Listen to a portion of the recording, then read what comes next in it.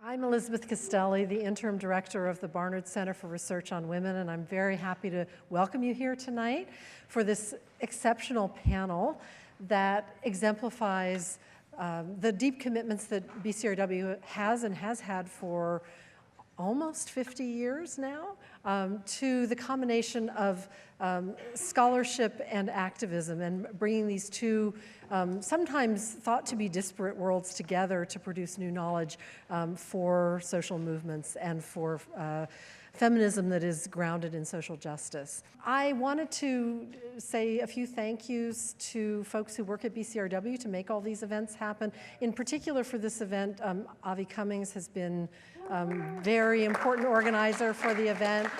Pam Phillips, who does everything to make sure that everybody gets paid and that everything's happening here. Hope Dector, who's our creative director and who takes the video and makes it into magic online. Che Gossett and Tammy Navarro, the associate director. So all of these folks I want to thank. I also want to thank the people who do the work around Barnard that make these events possible. The facilities staff, the AV folks, public safety, all these people whose work is sometimes not visible to us, but they make things happen and make things run really smoothly, so I want to think about them as well. I'm going to turn this over to my colleague and friend, Janet Jakobsen, Claire Tao, Professor of Women, Gender, and Sexuality Studies. She's going to be moderating the panel, and she's going to introduce the panelists and explain how the evening's going to go. So welcome, and I hope we all have a great time. Thanks. First, I'm Janet Jakobsen, and I want to add my thanks to Elizabeth Castelli. Getting through a semester of wonderful events at BCRW is wonderful, but being the person responsible for getting through the semester has its own challenges. So congratulations to you and to the whole staff of BCRW. I want to add my thanks to hers also to the specific committee that helped to plan this event, which included Avi Cummings, Catherine Acey, who is a Senior Research Fellow Emerita here at BCRW, and Isabel Layton from PRA, and deep thanks always to Pam Phillips, who I believe makes the world go round.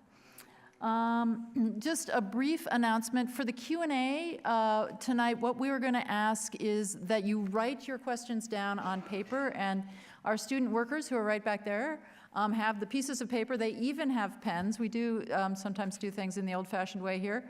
And they will curate the questions so that we can get the ones that the students are most interested in. So if you have a question, they'll check in with you periodically, and then when we move to question and answer after discussion amongst our panelists, I will be able to ask the questions that they're most interested in. So just indicate to one of them if you want a piece of paper now. If you already have a question, be precocious. And if at any point you want to write something down, please just let one of them know. I am very honored to be on this particular panel. I have had great pleasure in working with the activist research fellows that we have had here, with the activists and artists and researchers and residents that we have had here, and with the organizations that we have collaborated with that have been longtime close collaborators with BCRW, which are many of the activist organizations, both here in New York City and around the country. And I have to say that these three speakers represent some of the best of that work that I can imagine, and so it's my honor to introduce them to you. It's true. I'm going to introduce them in the order in which they will speak, and then each person is going to speak for about 5 minutes on whatever the topic is uppermost in their mind at this particular moment. And then we'll have some discussion amongst the panel, and then we'll open it up to the questions that you will share with our students. So first, Tarso Luís Ramos is Executive Director of Political Research Associates. Under his leadership, PRA has expanded existing lines of research documenting right-wing attacks on reproductive, gender, and racial justice by launching several new initiatives on subjects that include the export of US-style homophobic campaigns abroad, the spread of Islamophobia, and the right's investment in redefining religious liberty toward discriminatory ends. Before joining PRA, Tarso served as founding director of the Western States Center Racial Justice Program, which works to oppose racist public policy initiatives and support progressive, people of color-led organizations. And there are a little bit longer bios online, especially for the activists and residents at BCRW, so I encourage you to go to the BCRW website and search them out. They also have projects from the past couple of years online. Following Tarso, Pooja Gehi will speak next. Pooja has worked for immigrant and racial justice, trans and queer liberation, transformative justice, youth leadership, and cross-movement coalition building throughout her life. Currently, she serves as the executive director of the National Lawyers Guild. For over 8 years, she worked as a staff attorney and director of immigrant justice at the Sylvia Rivera Law Project. There, she provided direct legal services to hundreds of low-income, transgender, and gender nonconforming clients and achieved major victories like access to transition-related health care for New York State's Medicaid recipients through both litigation and coalition work. Pooja brings together the scholarship and activism that is so central to BCRW, and her scholarly work focuses on social movements, the devolution of criminal and immigration systems, and the intersections of race, gender, sexuality, class, and nationality. Her recent work has appeared in the Berkeley Asian American Law Journal and the Harvard Journal of Law and Gender. And then our final speaker will be Cara Page. Cara is a Black feminist queer, cultural memory worker, curator, and organizer. Over the last 20-plus years, she has fought for LGBTQ, GNC, and people of color liberation. And she has organized in the Southeast with movement builders such as SONG, Project South, and the Atlanta Transformative Justice Collaborative. Cara has built with many organizations, healers, and cultural workers across the country. As an activist in residence at BCRW, Cara has continued her decades-long study on historical and contemporary eugenic practices and medical experimentation in order to shape a public discourse on these topics. Using transformative justice strategies to confront and shift the practices of the medical industrial complex, Cara's work reveals the centrality of traditions of collective safety and wellness to political liberation. In other words, I can't imagine 3 people who will have more to say to us about building from the left. So, to start out, Tarso. Thank you, Janet. My thanks to BCRW. Very grateful for my activists in residence, maybe not so much in residence, but opportunity to work with you all and the support that you've given to political research associates in our work. And to my fabulous comrades, colleagues, co-conspirators on this panel. And thank you to all of you for coming out on a Tuesday night. I want to talk a little bit about the uplifting topic of authoritarianism and what it has to do with misogyny and racism, because I spend a lot of time working with social justice movements in the United States, and even though the folks I work with are brilliant in what they do, in the United States, it's a pretty parochial country in a lot of ways, and it's easy to think about what we're going through as somehow unique to this particular historical moment, to Trump, the 2016 election, and so forth. And so I just want to kind of step back a little bit from the U.S. context. You know, I'm a pastor's kid, and so I was raised, as maybe some of you were as well, to believe that the long arc of history bends towards justice. But I was also raised in a family that had to flee our home country when the Brazilian democracy collapsed under the weight of military dictatorship, which is something that is, again, a threat of possibility in my birth country, Brazil. And so I know from bitter experience that democracies, even these not really old democracies, these kind of aspirational democracies, can and do fail. And in fact, we're living through a global period of the collapse of liberal democracies. It's almost too many countries, you know, to name. You know, Hungary, Russia, Poland, Turkey. You know, from Milan, Italy, to the Manila, Philippines, and from Warsaw, Poland, to Washington, D.C., authoritarian movements, parties, and leaders are really on the rise. And at this point, it's estimated that half of the world's population lives in countries that are governed by authoritarian regimes. And it would be a mistake, again, to think that these are dynamics that somehow, don't touch the United States or what's happening here. So I want to talk a little bit about some common elements that I think we can identify in the United States that are present in many places around the world. And no country is the same, but there are some commonalities, and I want to name 3 of them that are driving the failure of democratic states and the rise of authoritarian ones. One of those is severe economic inequality, what in the global south we might refer to as neoliberalism, neoliberal austerity policies that transfer wealth upwards into fewer and fewer hands. So you have severe wealth and income inequality that breeds all kinds of hardship and also resentment. A second is the rise of racial and ethnic nationalist movements and parties that define the nation, the people, whose country it is, in racist and other exclusionary ways, sometimes specifically around race, sometimes around religious exclusion and so forth.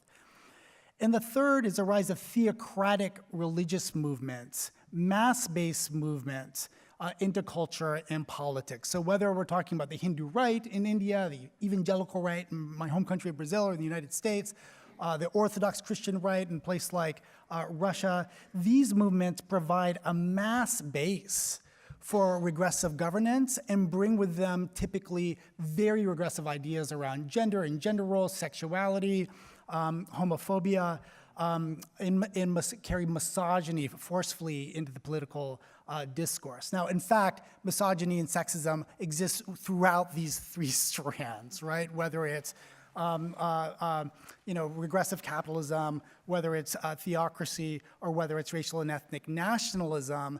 And so this produces a kind of perfect storm that can lead to authoritarianism. In a way, it seems like I just described the base of the Trump coalition. But so then to the United States.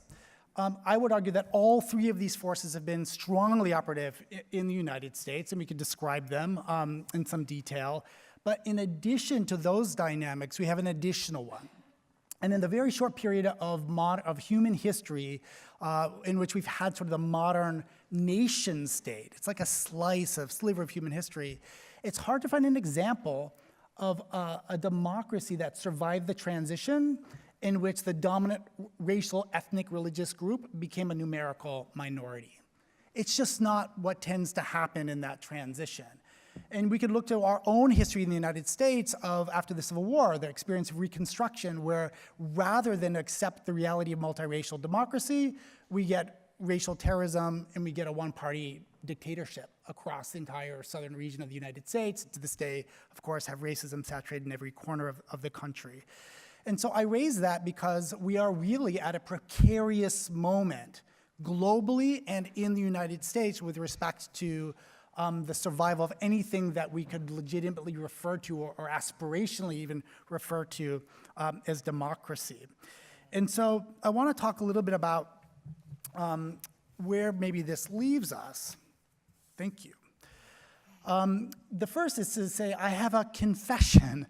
With all due respect to MLK Jr., looking at all this, I no longer believe that the arc of history bends towards justice. I've come to believe that the arc of history bends towards whomever is pulling the hardest on the arc of history, and so we better hope that that's us, those of us who actually believe in a just, inclusive, multiracial democracy, because that's not who's been pulling the hardest on the arc of history of late. So how do we get from here, right? Perhaps the brink of authoritarianism to an actual democracy, a just, inclusive, multiracial democracy that has a feminist ethic. Without feminism, there is no democracy, as without racial justice, there simply is no democracy. When people try to separate these questions and think, well, we can solve for the crisis of democracy, and then we can sort of deal with issues of gender and sexuality, we can deal with issues of racial inclusion, it's the same question, right? There is no survival of democracy without it being a feminist democracy, without it being a multiracial democracy, without it being a just democracy. And so I think the first step is to admit that these are actually the stakes, right? If we act as if the crisis we're contending with is sort of Trump deep, we're not going to make the strategic adjustments that are going to get us out of this. It's taken the entire history of the United States, maybe the history of modernity even, certainly the arc of the last 40 years and the backlash to the civil rights and feminist and queer liberation movements to get us into this mess.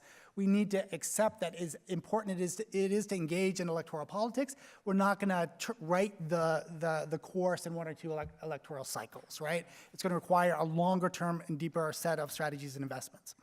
I think a second step is to convince other people that the question of social inclusion, the question of feminism, racial justice, and queer liberation, and the question of democracy are the same question, right?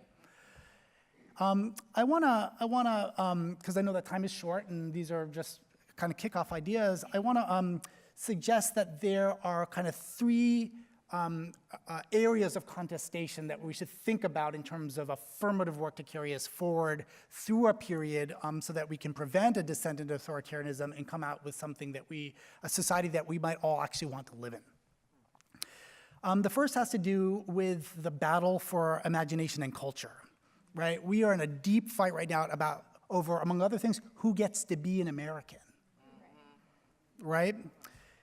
We need, in order to win in the arena of politics and society, we also need to win in the arena of culture and ideas. We need to win an enduring majority of people in this country who believe in a racially inclusive definition of who we are as a society. You know, the borders are not just something that exists around the perimeter of the territory of the United States. The borders are being written in ways that write more and more of us outside of this question of inclusion and belonging. And so we have to fight at that level. And as part of that, we have to offer a powerful vision of what is the society that we're trying to build. And it has to be one that most people can actually imagine themselves thriving in. Because the politics of fear leads many folks to believe that in order for some to prosper, others must be dominated, exploited, or simply excluded. And if we don't replace that wrong and cynical notion with the notion that we all rise or fall together, I don't see how we make ourselves out of this. The second is, in a variety of ways, and this is largely the work of my organization, we need to block the right wing, whether it's the white nationalists or the more theocratic or the more corporate oligarch wing of the right, from the further capture and consolidation of control over institutions of democracy. So the vote, the courts, media and communications, government in general.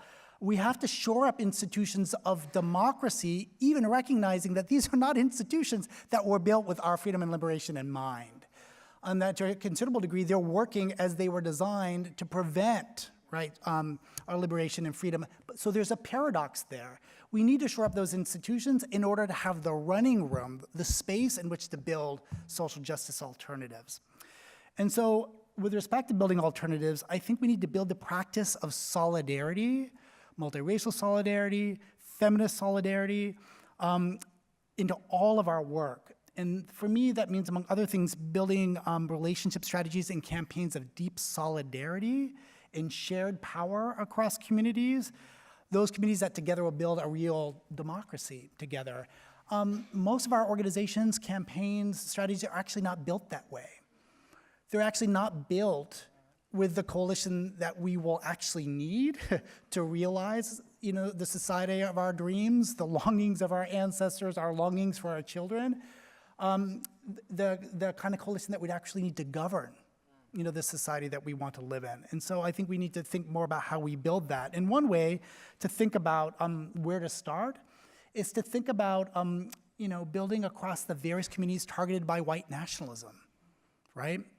So Black and Latinx and Asian, Indigenous, Muslim, Jewish, immigrant, LGBTQ, feminist, and white people who reject white supremacy and also long for racial justice and trans justice and feminism. We have to build the practice of democracy in our movements if we're going to expect to have any hope of building that and governing. So again, I think winning the battle of imagination and culture. Secondly, blocking the right wing and its dominance over institutions of democracy. And third, building the practice of solidarity. You know, this is our watch, right? And it is our duty to fight. And it is our duty to win. So venceremos. Let's do it.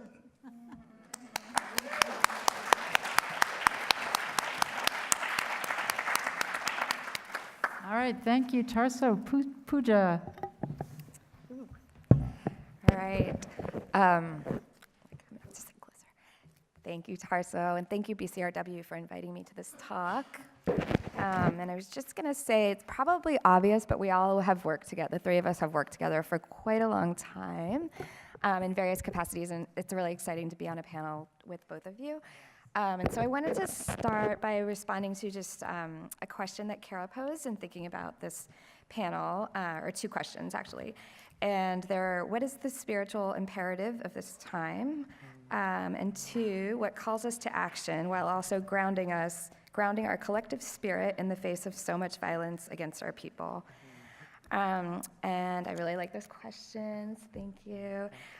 So I wanted to speak a little bit just to grounding for me, and say just some things that have been helping me get through this moment, and then energized to do political work to move forward in this moment. So I wanted to just start and say I really love fiction.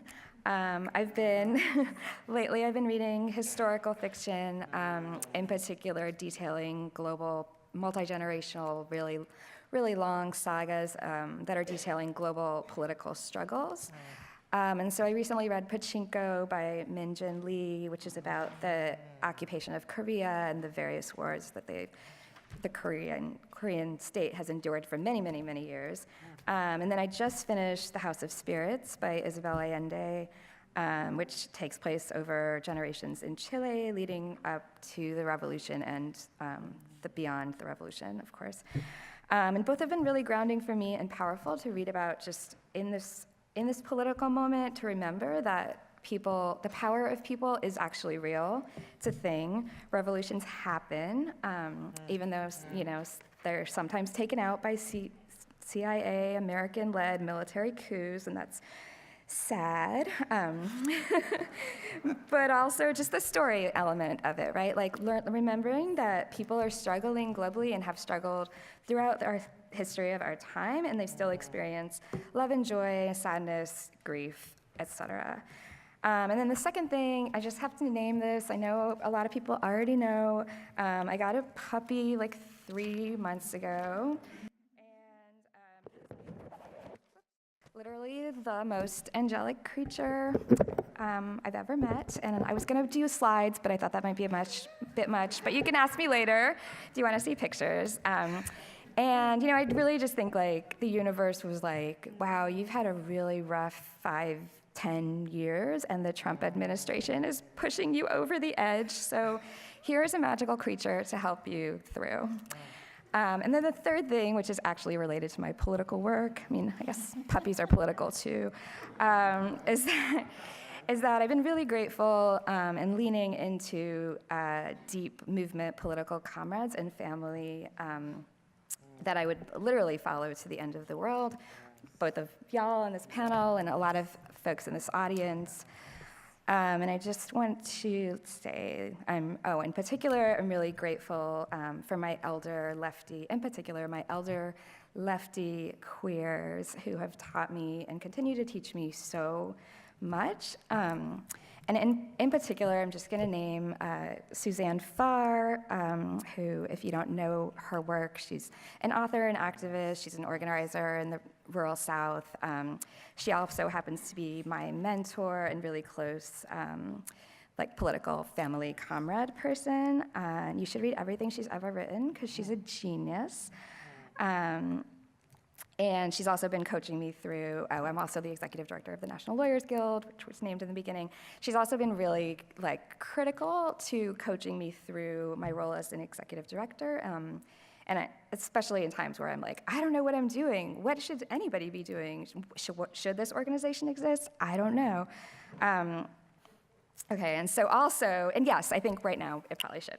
So also, so right now we're part of this really loosely named group called the Feminists Organizing Against Fascism. We came up with that last week or something. And I just wanted to speak a little bit just to how it evolved and sort of what we've been thinking about. And so it really started with Suzanne Farr when Justice Kennedy announced that he was retiring, Suzanne sent a text, and she's also almost 80 and she texts, which is amazing, to me and some of our other political comrade family, Trishalla Deb from Thousand Currents, Soraya Young from Change Lab, and Lisa Weiner-Mafus, who is currently the director of the Religious Coalition for Reproductive Choice. And the subject was WTF. WTF are we gonna do? Justice Kennedy announced that he's retiring. So we get on this Zoom call, see each other on the screen. We pour ourselves very big glasses of wine, and we bitch, mostly complain about the movement for a while. And Lisa's like, the reproductive justice movement is a mess. There's too much internal fighting. I'm like, the lefty lawyers are too arrogant to ever do anything properly. And Suzanne is like, I've been telling the left to organize in the rural South for years, and so on.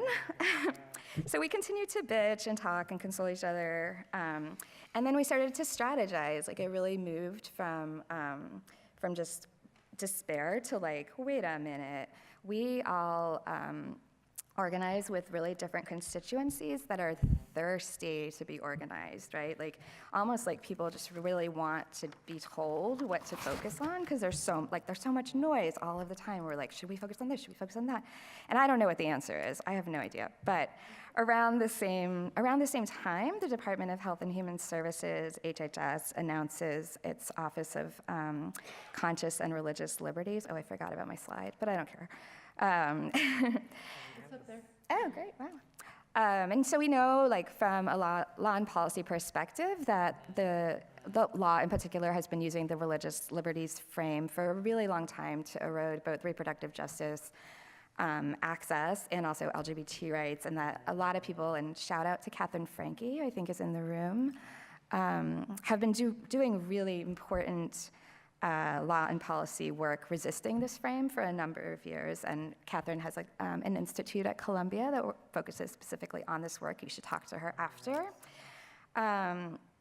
And also, we were like, but still, why isn't anyone talking about it? And we know people are talking about it and doing really important work, but we were like, I was like, but why aren't people talking about it at the mall? Like, there's actually like an agenda to end abortion and the right to die. Like, those are the actually laid out things that the Department of Health and Human Services wants to do with this office. So that's just like what we've been thinking about organizing around and doing some kind of popular campaign. And I know I'm probably over time too. So I'm just gonna say, these are some just key questions that we've been looking at around the idea of what does it mean to have an Office of Conscience and Religious Liberties that's actually just like amplifying the Christian right? So these are just some questions. What does feminism look like in the fight around religious liberty, state fascism, theocracy, and violence, particularly but not exclusively against women and trans folks? Can we identify organizing targets within a coalition-based project to move strategic base building against fascism? Is it the HHS, Office of Conscious and Religious Freedom? We can expect, and we are seeing this already, we can expect similar formations at state and government levels. We're also seeing these offices inside of hospitals, state hospitals in particular. Is the attack on Medicaid and reproductive justice a hook for a broad base of support? And I would love to hear what y'all think about that.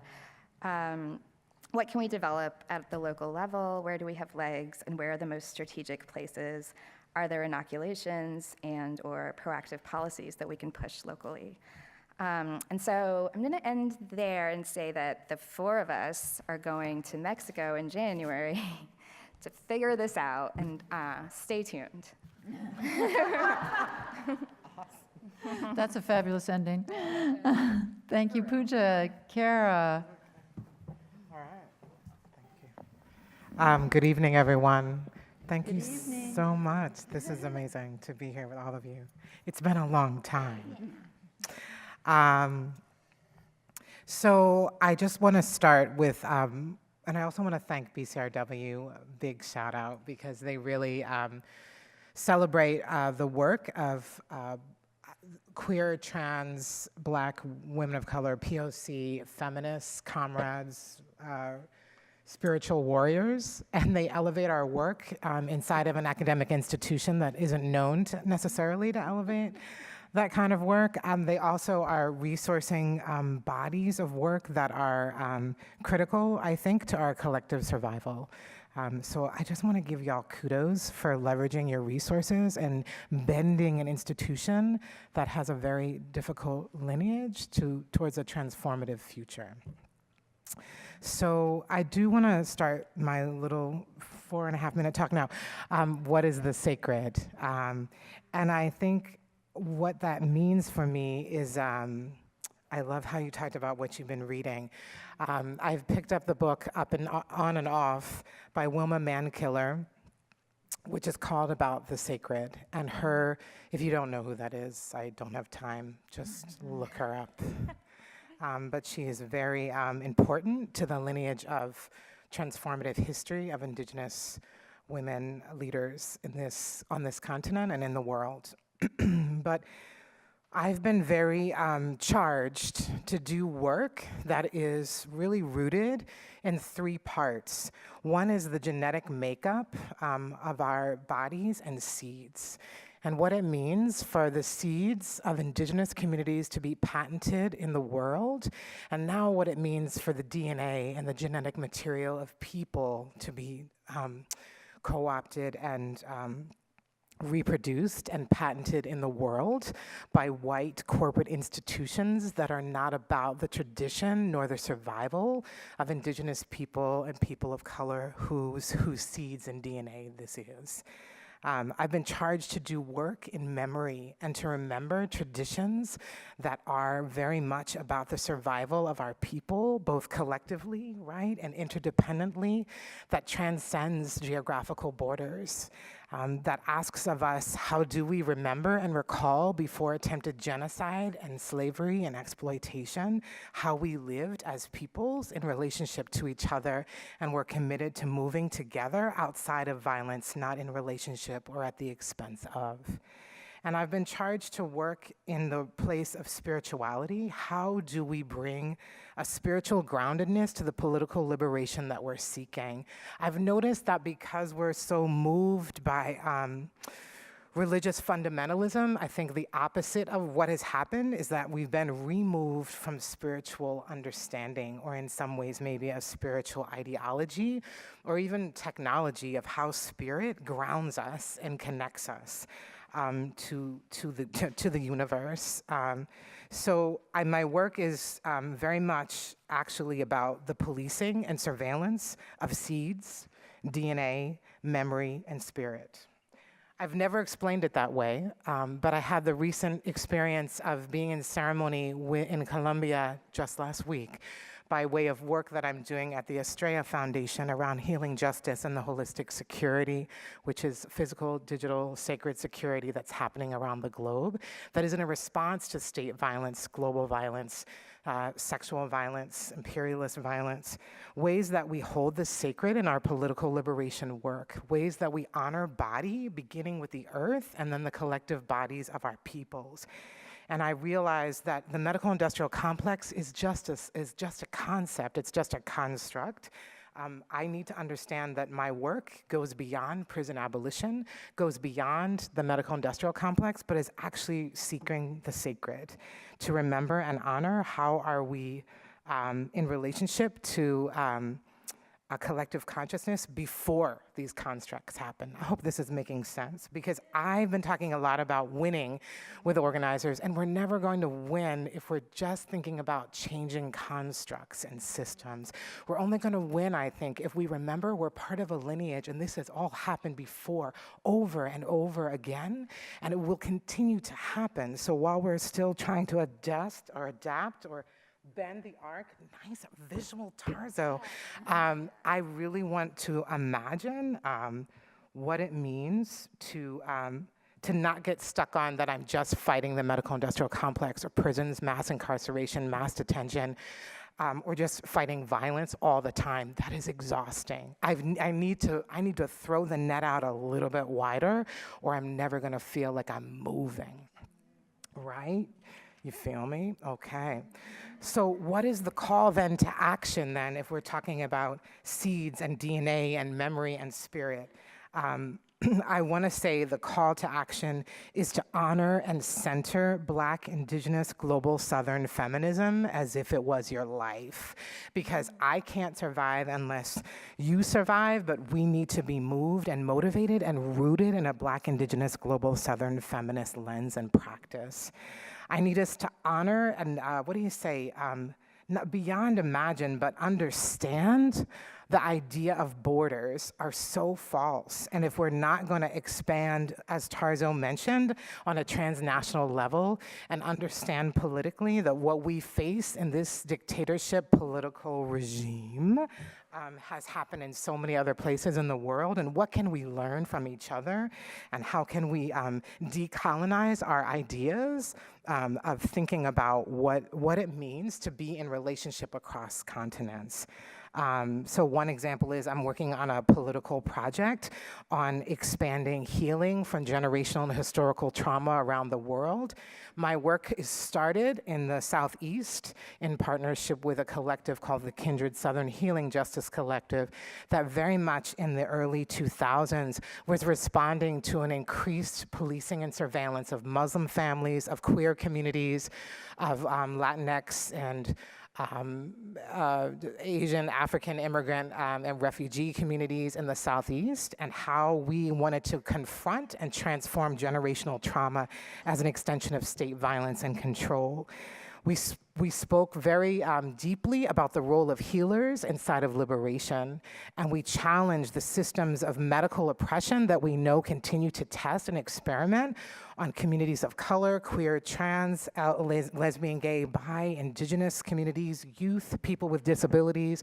We know that a public health model is never for, by, or about us. It was actually based on an exclusionary model on believing that we were already less than human, and if we weren't reproducing labor, we were expendable. So our work came out of that, but where it's going over a decade later is moving in international circles, really looking at a critical response to physical digital security and what safety means on a collective level inside the globe, and how healers are moving that work, how farmers are moving that work. I met farmers who are, you could say, human rights defenders. They are indigenous women in Colombia fighting for their land and rekindling healing traditions as part of transformational liberation, right? So again, I say the work begins with seeds. It begins with DNA, it begins with memory, and it begins with spirit. And I just want to land on or end with political imagination, I think, is critical to the work. Really, thank you for saying that. I can only keep saying it. And where is our longing? Where is our desire? What are we trying to get to? Or again, I say, what are we trying to remember? And I also want to lift up what you said, our intergenerational intersections. I'm deeply moved by the opportunities I have had to sit with elders and youth in political spaces and understand that we are shaping each other's dreams and lives, but I'm also deeply concerned of the spaces that we're not looking at each other and doing that work together. I will end there. Thank you.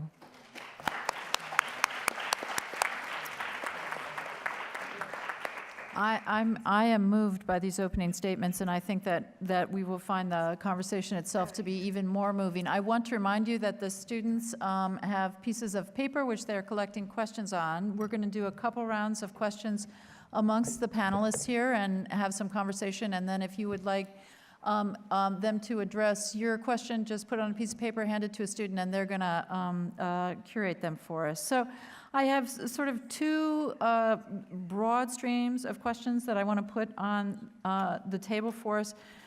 We're trying to move from this sort of big analytic framework that each of our speakers has given us to a question of concrete steps. How do we actually build from the left? And one of the questions, so one of my first questions, or actually both of my questions run along these lines, which is how do we make connections between these broad contexts? I mean, I was very interested that all three of you sort of put on the table, let's think about the broader context here, that there was a real refusal to focus in on this moment, on this country, on this political structure, and wanting to move back, from Tarso's asking us to, think globally and with a broader history, from Cara's invocation of, seeds, memory, spirit, and, Pooja's, to me, the most important invocation, which was of puppies. But I actually think that our relation to animals is crucial. I do want to argue for inclusive democracy, so kittens as well. Yeah. I have a kitten phone, although I am a dog person. But what's the relation between this, sort of broad historical claims, which are so important and so moving, to go to Cara's point, and the specific question not only of how do we bend the arc of history, but the arc of specific institutions? What I heard you talking about, this institution, the academy. How do we bend the arc of the law? How do we bend the arc of sacred institutions, which, as Tarso pointed out, do not always bend toward justice? Like, how do we bend those specific practices? So just anything the three of you would want to say about specific connections. How do we do it to connect these big, important frameworks that you've given us to what we're going to do, or at least discuss doing over wine in the reception this evening? So anybody want to start with that? Connecting. Okay. Yeah? Yeah. So I'll offer a few thoughts. I think one of the reasons for me to pull back, Janet, is because, the maxim goes, if conditions change and you keep doing the same things, why would you expect to, produce more effective results? I mean, the results that have produced the current set of conditions that's entirely insufferable, we should be, should be pause for us to stop, step back, rethink how we got here in where we're trying to get. So just a couple of kind of concrete examples of how I think some of what I've been musing on influences the way we think about then going about the work. There's been a tendency to respond to, for instance, the rise of Trump and the misogyny of that campaign in administration, the white nationalism that is rising all around us, which is both old-style racism and a new racial project, which is not content with domination and instead proposes elimination and exclusion. So a new set of challenge. There's been a tendency to think that one can organize around these issues of racial division, organize around these questions of gender and sexuality. And it seems to me that if we look at the driving forces, they're so saturated within each one of them, it's just entirely implausible. And so I, for instance, take a objection when folks say, oh, yes, it's misogynist, but really the key question is race. The key question is, white nationalism, as if white nationalism isn't a misogynist project. And so some folks will point out, oh, well, it's true that misogyny is sort of a gateway for white nationalist organizing. And to a certain extent, this is true. The kind of Gamergate stuff, the alt-right recruitment through misogyny is a very real thing. And it does pull people into a broader right-wing culture that includes white supremacy. But if we're denouncing it because it's a gateway to white supremacy as opposed to what? How about a gateway to misogyny? And so thinking about this kind of hierarchy of what the peril is. I mean, I'm struck, and with actually some support from BCRW, we've been really thinking about the role of misogyny in the rise of authoritarianism. You just don't get authoritarianism without the mobilization of misogyny. And by misogyny, I don't just mean sexism, right? I don't just mean prejudicial attitudes. I mean the saturation of gender hierarchy throughout institutions, both formal institutions of democracy or of governance, even if not democratic, but cultural institutions and religious institutions. In fact, it's difficult to look at an authoritarian regime that doesn't rely on a redefinition, right, of the role of women, never mind femmes and GNC folks, is relegated to the reproduction, right, of the authoritarian state. And so this leads us, among other things, to conclude that if we're serious about the threat of authoritarianism, and whether that's in a more theocratic mode or a more kind of corporate oligarchic mode, or whether that's more white nationalist mode, I'm not really sure. It seems to me in the United States we have all these tendencies that are kind of coalescing but also competing for power, and it could look at a number of different ways. If we're not organizing with a deep feminist ethic, I just don't think we win. I don't think we avoid authoritarianism. And so that has a lot of implications for the style and modality of organizing. It has a lot of implications for whose leadership are we elevating and resourcing, not just talking about, but resourcing. And so for me, stepping back and looking at these questions is exactly in order to figure out how we move forward in a practical manner. I think if we want to defeat white nationalism, we have to defeat that with, among other things, like a racial justice feminism, racial justice feminist ethic. And so this kind of thinking and discourse influences then decisions, for instance, that my organization, Political Research Associates, makes about who are we going to raft up with? Whose leadership are we trying to support? Who are we trying to learn from?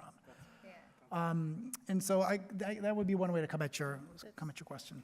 Yeah, Pooja, we'll just go down the line again. I also think that there's a tendency to step back because we're so inundated in this moment. But I was just going to say, I just did a panel recently called, and I'm a lawyer, right, for disclosure, called "The Law as a Tool Towards Liberation?" ? What are we doing if we know that the legal system is inherently set up as a tool of white supremacy and capitalism, right? Like, how are we using it and can we use it even at all in this moment to support organizing and resistance movements? And I think I have a lot of thoughts about this, but I think that I've been trying to think just really about where we're situated, right? And I think that we all, in our work, I run a club of lefty lawyers, and I think how can we be strategic in the work that we're doing, and how can we really focus in our area of expertise and not try to do everything all of the time? And I think some of this is partnering with you, and so some of the concrete projects that we've been working on at the Guild is really working on resisting the anti-protest legislation, which I think is a really super intense threat to democracy, but also to our lives. I mean, the way that the legislation, these model legislation is written is people can face 100 years in prison. Organizations who are supporting protesters can also be held liable. I mean, it's really dangerous in the way that they're impacting indigenous folks, black folks, folks who, queer and trans folks, everyone who's the most vulnerable, I think is a really key issue area priority for us. And then just another one is I know as radicals, we're really dismissive of the judiciary, right, in the same way that we are of electoral politics, and this is not the time for us to do that. We know that poor folks, everyone who I just named, that's the most vulnerable are the folks who are interacting with the courts, and not necessarily at the Supreme Court level, but the lower court levels, and there's been a really, really strategic effort, and Tarso and I have been working on a project around this together, but very strategic effort to pack the courts with alt-right judges, right? And what does that mean? How do we resist that? I feel on the left, I don't even know that much about how judges are elected, when are they elected versus when are they appointed? We've been doing a project partnering with PRA to really look at that and think about how can we get radicals to care about this? Actually, this is a thing that we should be doing. And I'm just gonna turn it to Cara. It's All right, I just want to add to the brilliance, is more specifically around the medical. Well, I have 3 things I want to add. Hold up. First is philanthropy. We know philanthropy obviously is rooted in white supremacy. There are some social justice feminist funders that are trying, I think, to do really good work in the redistribution of wealth. Yes, including Estrella Foundation. Just want to give shout out to my people in the audience. But I also want to say there's deep transformation needed inside of philanthropy, in the institution of philanthropy, and I do think there is a political moment for philanthropists to challenge and dismiss old ways and think of new ideas and new ways to be more progressive in how they are moving as an institution in this country or in the world, and what power that plays out. So in the redistribution of wealth and resources, and letting movements define for themselves what they need to exist.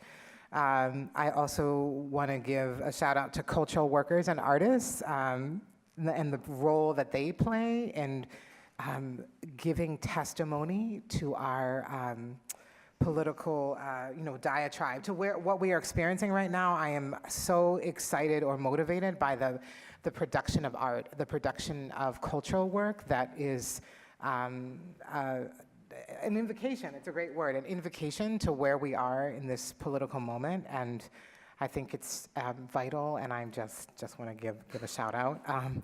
And then on the medical industrial complex, which is kind of where I live right now, and again, it's based on solely this idea that somehow we had reverence for doctors and scientists to believe that they know better than we do about our collective bodies and well-being.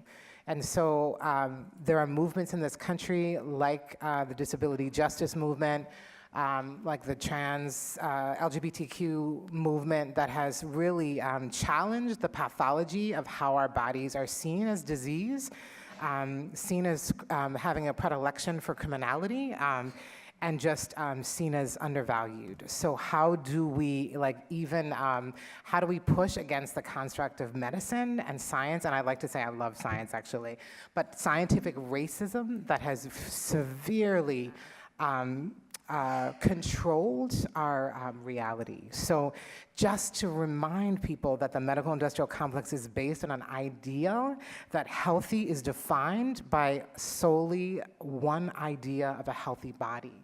And that is heterosexual, cis, male, able-bodied, white, Christian, and wealthy. If you are outside of any of those categories, it's a wrap. You have diseased, or you are diseased, you are expendable, you can easily be criminalized, right? So how do we even, how do we take that construct and just break it apart? But what we do now is push up against that institution that has very much been revered as a place of safety. It is not. So there are multiple strategies across the country of organizations and, organizers, disability justice organizers, racial justice, migrant justice organizers, creating collaboratives between healers and health practitioners that are trying to work outside of state models of this idea of healthy, and really pushing on how do we create traditions of care that are based on safety strategies and are based on well-being that is traditional to the indigenous practices and healing of our communities.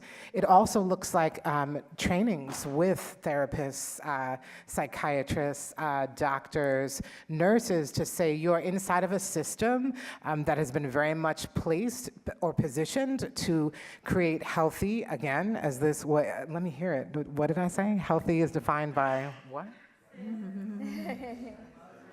Oh. Yes, take it. This is a test. Christian, yes, take it out into the world. Then we have to challenge, because I'm not talking about outcasting my family members that are nurses and doctors. I'm talking about challenging them and transforming their notion of what healthy is, or what models of well-being is, and that how is it safe? How can you not be complicit with state? How can you not make sure that people who come in aren't running the risk of being taken by ICE or the police? How can you make sure that medicine is not being co-opted or sold back to you after it's been stolen from your communities? How can we challenge the merger of Bayer and Monsanto? What does that mean? Yeah. So how are we on the edge of something? This is an opportunity to push back against what we're told is good for us, good medicine, and it is bad medicine. So there is critical work being done on training and decolonizing this idea of healthy, and really challenging systems both inside, but also creating systems, models outside that, again, I think are lineage. They're old, but they've been taken and they've been commodified, so we're just trying to find them again. Well, that's a great segue to the next question I wanted to put on the table, and I'm going to ask the students to bring up the questions so that after this, we can move on to your questions, which is about this.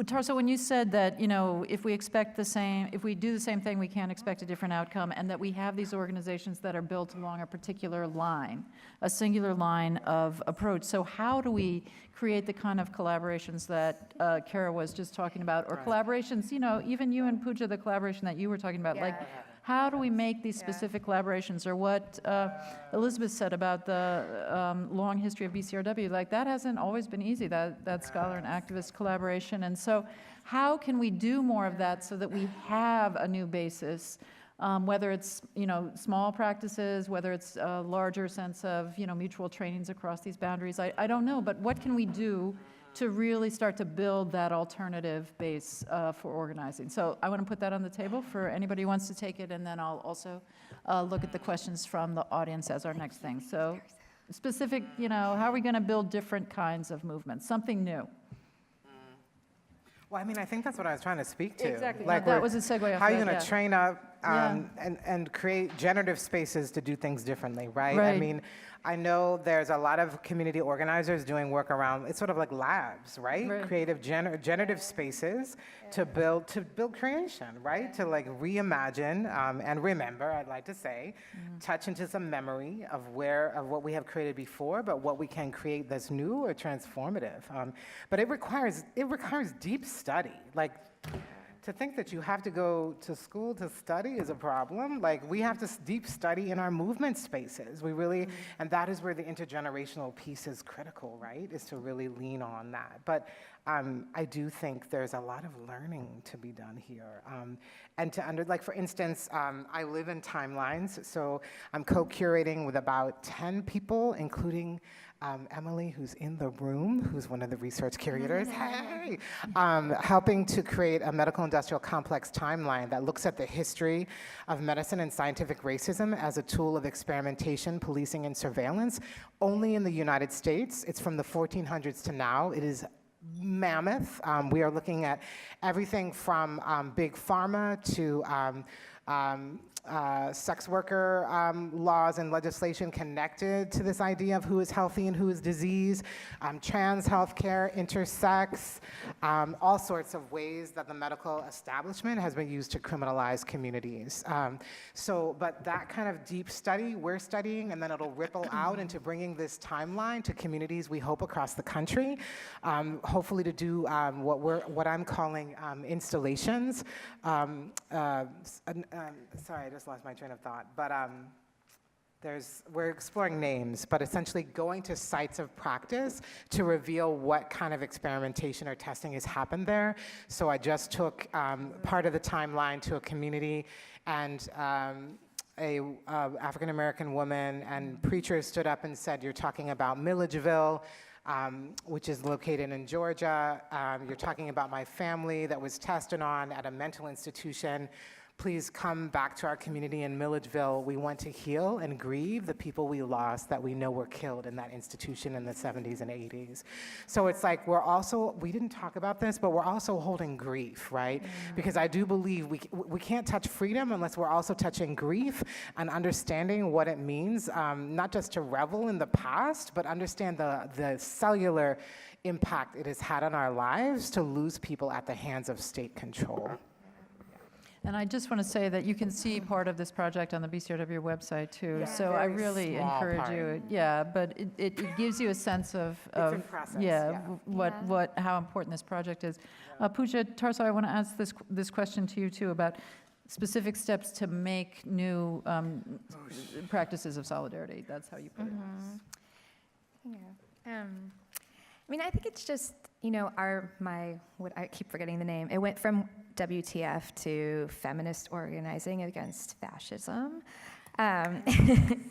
We're really just friends, right? We're friends, we trust each other. We've done this work together for a really long time. Like, we have organization affiliations that we are now building this work into, but that's not how it started. It really just started as shit, this moment sucks. What can we do? And I think also just knowing that so many people have been doing so much work around this stuff. So like I named Catherine Franke, but also PRA has been doing a ton of work on reclaiming and resisting the religious liberties frame.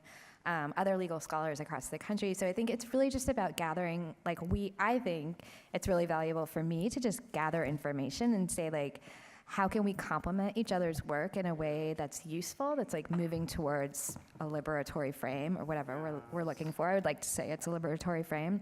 And also not replicate each other's work and not be critical, but be like, wow, we all have so much to offer to this exact moment, and like, wouldn't it be cool if we could build a popular campaign around this, building off years and years and years of legal scholarship and litigation, right? And then I would just say, I mean, you could talk more, but Tarso and I have just been like up to partnering on lots of things lately. And yeah, the judiciary one in particular. But I did also just have a long conversation with you about the religious liberties work, and I would love it if you want to talk more about it. Sure. I I guess the first thing I want to say about this is I don't think there's any one way, right? So I think that this is a moment that calls for a lot of different kinds of experimentation. I think that sometimes progressives, folks on the left, get trapped in this, it's my way, you've got to join this one thing.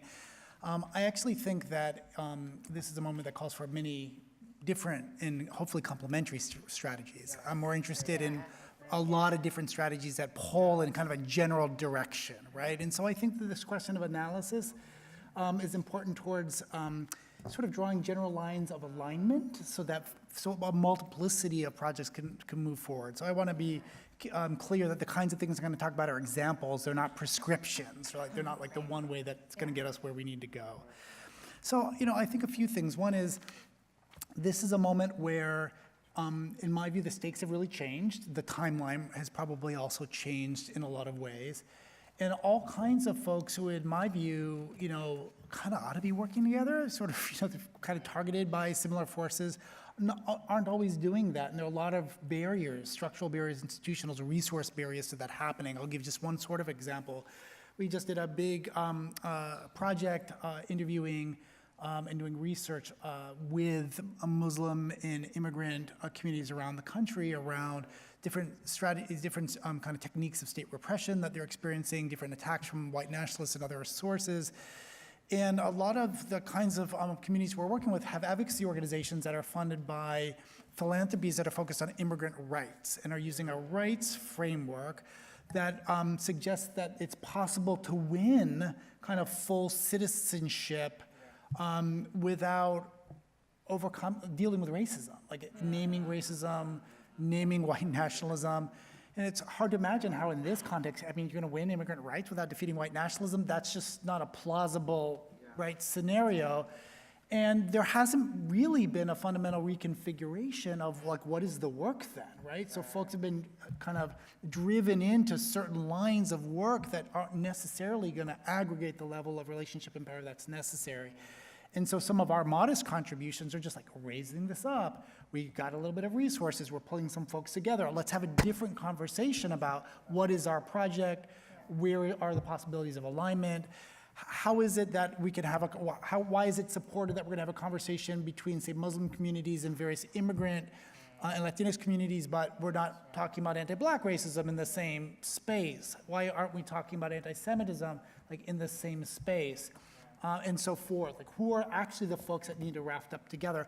So I think it's a moment where we just need to rethink who we need and why and how, and not be so worried about sort of what the tradition has been, that we don't have to learn from that, but actually just experiment with some different things. Another kind of example is we find ourselves rafting up with folks who are really interested in mobilizing progressive religious folks to just really fight back against the kind of reactionary theocratic claim on religious morality that's been going on maybe forever, but with force in this country over the last 40 years or so, and say we're just not gonna put up with that. And I think that part of what's making this possible is I think there's a growing number of people in this country who, however they interpret it, realize that something fundamentally has shifted, right? I think an increasing number of people, including people who have long felt like, oh, this is kind of my country, and maybe I'm worried because I know it's not everybody's country, and I'm worried about other folks, are actually asking that question about themselves. Am I safe in this? Are my people safe, however define my people? And so I think that there are more people available to us to experiment, to try radical things in this moment. And I think it is a moment that fortune favors the brave. And part of why we're getting a rise of authoritarianism is because there's a crisis of legitimacy in the political and economic system. And whoever's willing to name that boldly and actually have a project for addressing that is going to be a pull of attraction. And I think progressives and folks on the left, in many ways, have buried a lot of our aspirations, under the blanket of seeming impossibility. So I think this is a time to really dream and to dream out loud. More people want to raft up to dream together, and so I think there are possibilities with that. I didn't realize I didn't. Yay, that's great. All right. I'm going to move to audience questions so we don't lose the time. And first of all, I want to thank you. These questions are amazing. You all are clearly very, very thoughtful. So thank you for these questions. I've put them into 3 sort of strands. And I'm going to ask each of you one question so that we can try to get the breadth of what the audience is asking us. And some of these are going to go to people who they may not be addressed to specifically, but because they fit into a strand. So Pooja, I'm going to start with you since Tarso just spoke. And this one is a strand that is really about the contradictions of both working with institutions and against institutions. And so obviously the question about the law, and so the number one, is it time for massive civil disobedience? Then there were several people who were interested specifically in organizing against Amazon coming to Long Island City. So for those of you who are interested during the reception, get some wine and just meet up right over here, Anti-Amazon Collective. And how do we think about institutions like the law or any of the institutions we've been talking about where they work against the interests of the people that you named as the most vulnerable? How do we work with them? What about voting? What do we think about that? Right. So that's the one for you. And any final thing you want to throw in too? That is the question for me.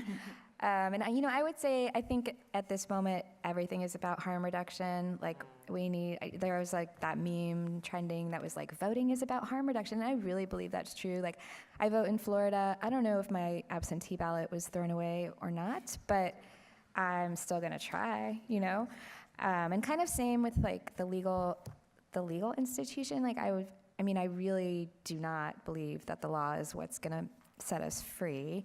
And also, like, there's a caravan coming with, like, hundreds of people who are undocumented crossing the border, and I am an immigration lawyer, and I'm gonna go. Like, I'm gonna go and try to get people asylum if I can, And I think all of those things are true. I mean, we'll see what I can do, but... And what was the other thread of that question? Civil disobedience. Right, I have a lot to say about that too, but I could just say one thing, and that is that I do really believe in civil disobedience. I think it needs to be done really strategically and intentionally and thoughtfully, and also I actually am mad at white people who are not doing intentional, thoughtful civil disobediences right now. I mean, I think white people who have citizenship and privilege and et cetera, but I really just think like why are people not in the streets more? Why are there not more beautiful civil disobediences? And there have been some, and I think I'm really grateful for that. And and I think like movements are rising up in ways that are amazing and incredible. But I think it's a lot of like people of color and immigrant communities, like Black communities. And so I would like to see that, like every day. I would like to see a civil disobedience. Yeah. All right, so everyday civil disobedience apparently against Amazon. All right. Yes. Tarso, I'm going to come back to you. There was a whole string of them, of questions about capitalism specifically. So basically, just a small question for you. How do we address wealth supremacy? How do we refuse capitalism? How can we build communities that are based in economic equality? Any of that, but specifically the economic piece of it. Was that like a referendum? People wanted to do a thumbs up or thumbs down on capitalism? Yeah, let's vote. If only we could. Yeah, that right? would be voting, yeah. If only we could. Yeah.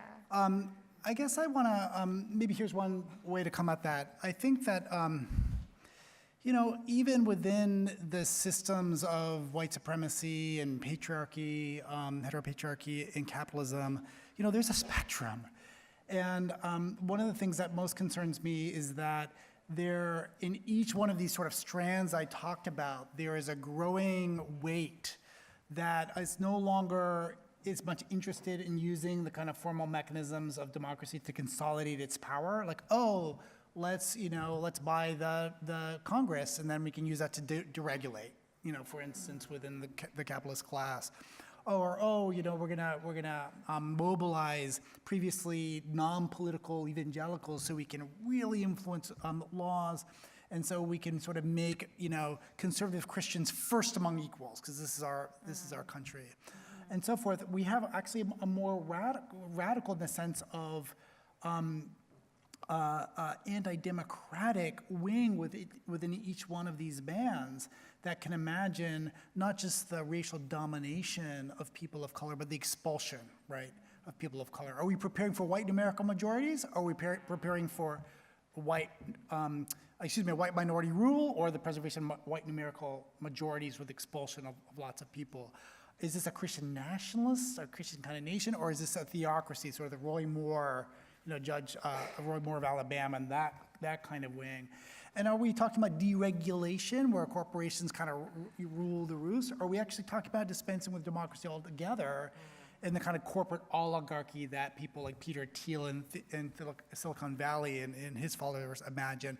So I think that the spectrum of what seems possible has shifted so far to the right that I really wrestle with this question about what do we do about capitalism, because the nature of the contestation with capital has also shifted, right? The stakes have shifted. Yeah. And I guess what I would say is, you know, I'm not one of those people who thinks that, you know, the way that you create economic justice is by only talking about, you know, economic exploitation, right? I think all of these things, you know, need to be woven together, right?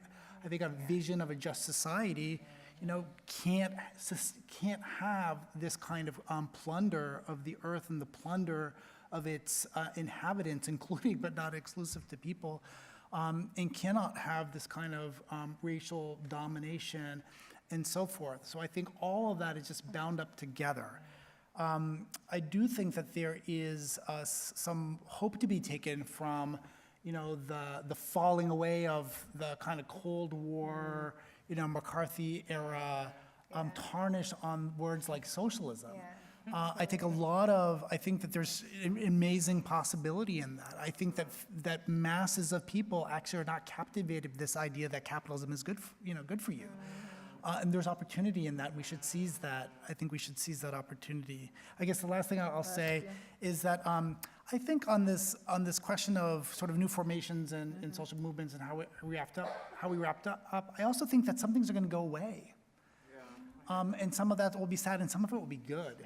And I'm really excited about some new formations, right? I think some things just need to get out of the way. I think there's, you know, when I look at what the, Dream Defenders were able to do with felony re-enfranchisement in Florida, I'm like, more of that, please. Yeah. There were a lot of organizations that were standing in the way of that happening, and, you know, it won't be the worst thing for some things to slough off. So I think they're also thinking about what can be transformed and what can't. What do we need to build in order to work around the ways that we get in our own way sometimes? You know, there's some hard choices to make there, but the exciting ones. Yeah. Well, and this takes us to our last set of questions, which, Cara, you won't be surprised by these, but this question of renewal, what can happen for renewal, and a whole series of questions about both spiritual and affective practices that are needed here, including shared a sense of purpose and vision, specific spiritual practices, including Buddhism, and also questions about affective practices that may or may not be related to questions of faith and spirituality that have to do with both renewal, reinvigoration, empathy, compassion, and then on the other side, being able to counter or resist fear and anxiety, I guess. So how do we move to reinvigoration and renewal through spiritual practice? Oh, wow. I told you they were good questions. Big thinkers. Okay, I am challenged. Okay, I want to say, I feel, I think the question of spirituality has also been, whoosh. Okay, there's a few things I want to name. I think in movement space, how do we hold ceremony? But I don't mean to co-opt other people's spiritual practices. I mean to tap into your own historical lineage, to understand how your ancestors have gotten to this place, and to tap into that as a source of renewal, and how then does that show up in your political liberation work, right? And I do think part of the renewal, I feel like, Tarso, you said it as well, part of the renewal is understanding interfaith, no, you said it as well, Pooja, interfaith, interspiritual spaces. I think we are we are afraid of talking about spirituality because of, I think it's because of religious fundamentalism. Like, we've gotten really siloed and sectioned off, and people have died. People have been persecuted based on, their religious beliefs, right? So it is not something light to talk about spirituality either, or to talk about faith. But I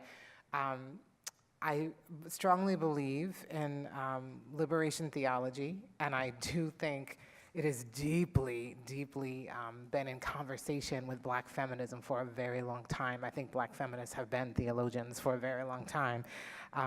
And again, that's rooted in my spiritual lineage and my practice. So I just want to be crystal clear that we can have a shared purpose and vision, but it is not based on co-opting other people's languages and practices that have been stolen or persecuted, so that those of us that have our own practices can't even practice them without being criminalized.